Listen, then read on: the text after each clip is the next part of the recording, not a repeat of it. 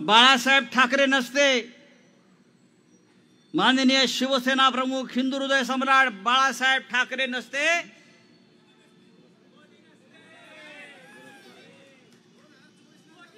बाळासाहेब ठाकरे तेव्हा त्यावेळेला वाजपेयींना म्हणाले होते,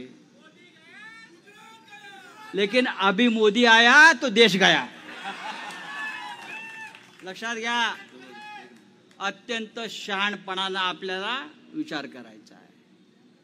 आपण मगाशी काय म्हणालात? Machine machine. अरे ईव्हीएम नसेल तर भारतीय जनता पार्टी ग्रामपंचायत पण जिंकणार नाही, नगरपालिका पण जिंकणार नाही. हे जे 400 पार 300 पार काय 350 पार, ही सगळी ईव्हीएमची ताकद आहे. आमची महाविकास आघाडी आहे, काँग्रेस आहे, शिवसेना आहे, राष्ट्रवादी आहे आणि भारतीय जनता पक्षाची युती फक्त ईव्हीएम बरोबर आहे, बस, बाकी काय नाही.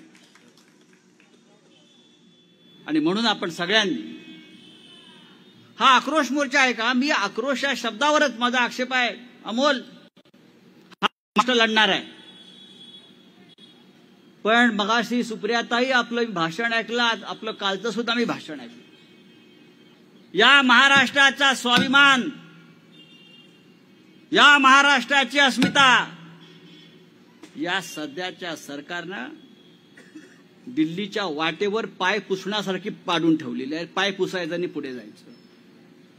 एक काळ होता, आम्ही अभिमानाने सांगत होतो, महाराष्ट्र मेला तर राष्ट्र मेले, मराठा विना राष्ट्र गाडा न चाले, खरा वीर वैरी पराधीनतेचा, महाराष्ट्र आधार या भारताचा.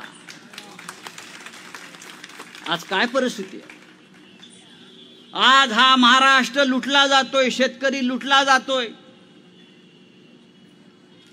बेरोजगारी महाराष्ट्रात, हा महाराष्ट्र देशाचं पोट भरत होता अनेक वर्ष, मुंबईनं देशाचं पोट भरलं अनेक वर्ष.